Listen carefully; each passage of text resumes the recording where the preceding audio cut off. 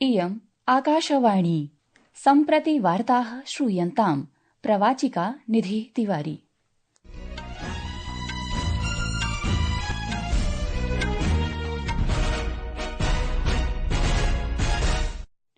आदौ मुख्यवार्ताः। प्रधानमन्त्री नरेन्द्र मोदी अद्य भारतमण्डपे सोल इत्येतस्य सम्मेलनस्य प्रथम संस्करणस्य उद्घाटनं विहितवान्। भारतं वैश्विक शक्ति केन्द्रत्वेन उद्भूतमस्ति इत्यस्मात् कारणात् देशस्य प्रत्येकस्मिन् क्षेत्रे ऊर्जावतां नेतॄणाम् आवश्यकता वर्तते इति प्रधानमन्त्रिणा निगदितम्। भूटानदेशस्य प्रधानमन्त्री दाशो शेरिंग तोब्गे इत्यसौ अद्य अवदत् यत् सोल इति प्रामाणिक नेतॄणां पोषणार्थं प्रधानमन्त्रिणः नरेन्द्र मोदिनः अविचल प्रतिबद्धतायाः अन्यं प्रमाणमस्ति। विदेशमन्त्रालयेन USAID इत्येतस्य वित्तपोषणस्य विषये चिन्ता प्रकटिता। मन्त्रालयस्य प्रवक्ता रणधीर जायसवालः अवदत् यत् सम्बद्धविभागाः अभिकरणानि च अस्मिन् प्रकरणे विचाररतानि सन्तीति। भारतीय जीव विज्ञान कोविदा वन्यजीव संरक्षिका च पूर्णिमा देवी बर्मन इत्येषा टाइम्स पत्रिकया विमेन ऑफ द ईयर इति उपाधिम् अधिगतवती। अपि च विमेन्स प्रीमियर लीग इत्येतस्यां क्रिकेट प्रतिस्पर्धायां रॉयल चैलेंजर्स बेंगलुरू दलस्य प्रतिस्पर्धा मुम्बई इंडियन्स दलेन साकं भविष्यति।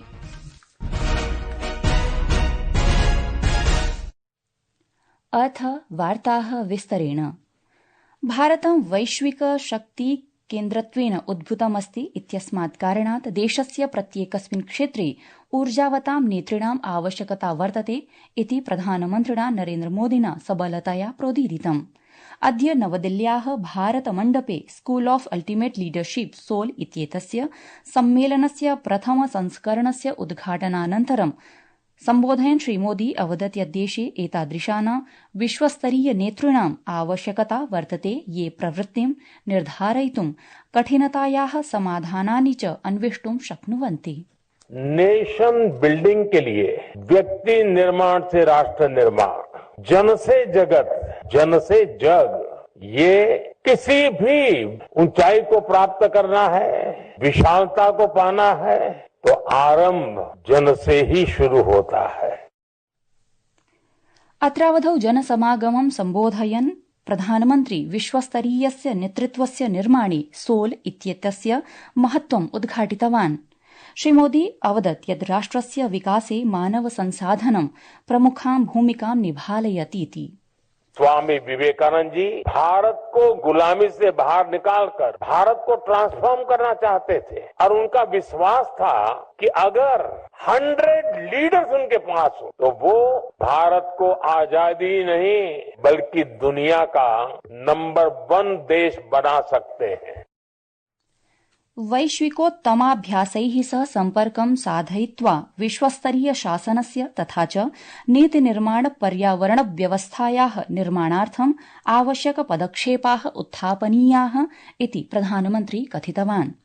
असौ इत्यपि अवदत् यत् स्कूल ऑफ अल्टिमेट लीडरशिप इत्येतस्य स्थापना विकसित भारतस्य यात्रां प्रति महत्वपूर्णं सोपानमिति वर्तते। अस्मिन् अवसरे भूटानदेशीयः प्रधानमन्त्री दाशो शेरिंग तोब्गे इत्यसौ अवदत् यत् सोल इति प्रामाणिक नेतॄणां पोषणार्थं प्रधानमन्त्रिणः नरेन्द्र मोदिनः अविचल प्रतिबद्धतायाः अन्यं प्रमाणमस्ति। असौ अवदत् यत् भारतं विकसित भारतं भवितुं सज्जमस्ति। 2 दिवसात्मकं सोल इति सम्मेलनं एकं प्रमुखं मञ्चरूपेण कार्यं करिष्यति यत्र राजनीतिः, क्रीडाः, कलाः, प्रसारमाध्यमाः, आध्यात्मिक जगतः, सार्वजनिक नीतिः, व्यवसाय, सामाजिक क्षेत्र इत्यादीनां विविध क्षेत्राणां नेतारः स्वस्य प्रेरक जीवन यात्रां विनिमयीकरिष्यन्ति।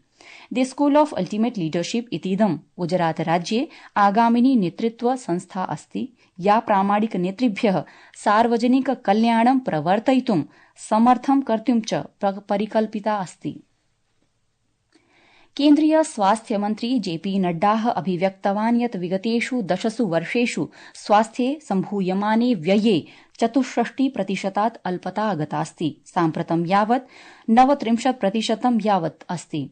अद्य नवदिल्ल्यां 25,200 वर्षस्य अन्ताराष्ट्रिय स्वास्थ्य संवादस्य द्वादश संस्करणं सम्बोधयन् श्री नड्डाः प्रावोचत् यत् प्रधानमन्त्री जनारोग्य योजनायाः राष्ट्रिय स्वास्थ्य अभियानस्य अन्यासां च योजनानाम् अन्तर्गतं प्रदीयमानाभिः सेवाभिः सह स्वास्थ्ये गम्यमाने व्यये अल्पता समंकिता।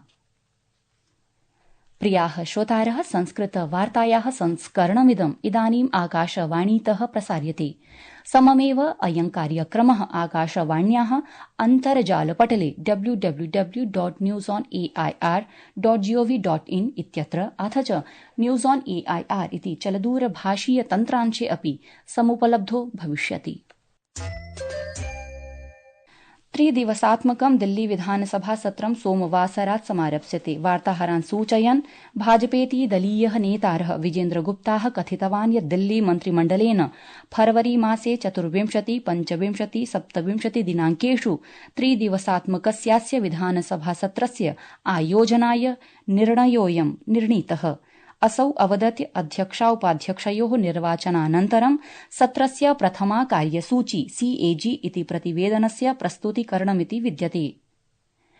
प्रधानमन्त्री नरेन्द्रमोदी अद्य नवदिल्ल्याः विज्ञानभवने अखिल भारतीय मराठी साहित्य सम्मेलनम् 98तमं समुद्घाटितवान्। त्रिदिवसात्मके एतस्मिन् सम्मेलने सांस्कृतिक प्रदर्शनेन सह प्रख्यात साहित्यकारैः सह संवादसत्रम् आयोजयिष्यते। सम्प्रति श्रूयन्तां महाकुम्भ सम्बद्धाः वार्ताः।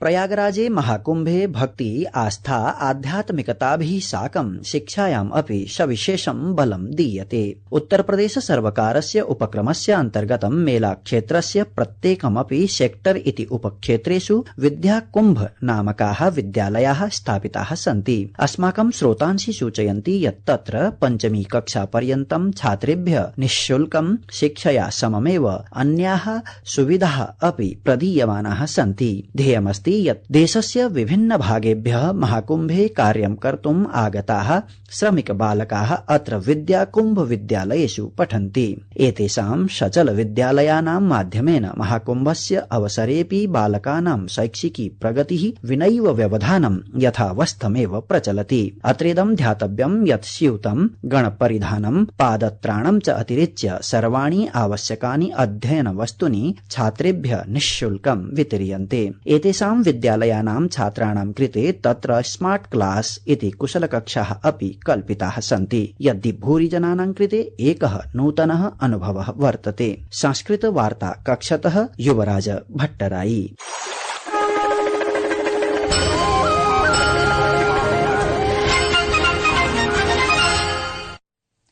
भारतीया जीव विज्ञान कोविदा वन्य जीव संरक्षिका च पूर्णिमा देवी बर्मन इत्येषा टाइम पत्रिकया विमेन ऑफ द ईयर इति उपाधिम् अधिगतवती। अयं पुरस्कारः विविधेषु क्षेत्रेषु अद्वितीय कार्येभ्यः प्रदीयते। 45 वर्षीया पूर्णिमा देवी अस्यां सूच्याम् एकमात्रमेव भारतीया महिलास्ति। असम प्रदेश वास्तव्या पूर्णिमा देवी लुप्तप्राय स्थानीयस्य हरगिला पक्षिणः रक्षायां सोत्कृष्ट प्रयासेभ्यः ज्ञायते।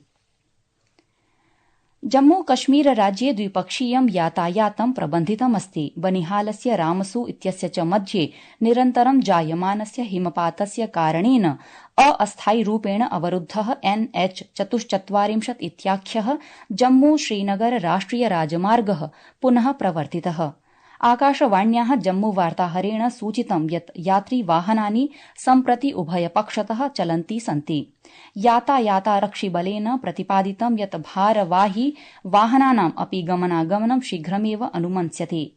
यात्रिणां सुरक्षित यात्रायै मार्गपङ्क्तेरनुशासनस्य पालनार्थं परामर्शः प्रदत्तः अस्ति। इतः पूर्वं राष्ट्रिय राजमार्गः ह्यः चीरसायं वाहनानां यातायातार्थं पिहितम् आसीत्। क्रिकेट वार्तायां विमेन्स प्रीमियर लीग इत्येतस्यां क्रिकेट प्रतिस्पर्धायां रॉयल चैलेंजर्स बेंगलुरू दलस्य प्रतिस्पर्धा मुम्बई इंडियन्स दलेन साकमेव अद्य सायंकाले बेंगलुरू नगरस्य M चिन्नास्वामी क्रीडाङ्गणे सुनिश्चिता अस्ति। इति वार्ताः।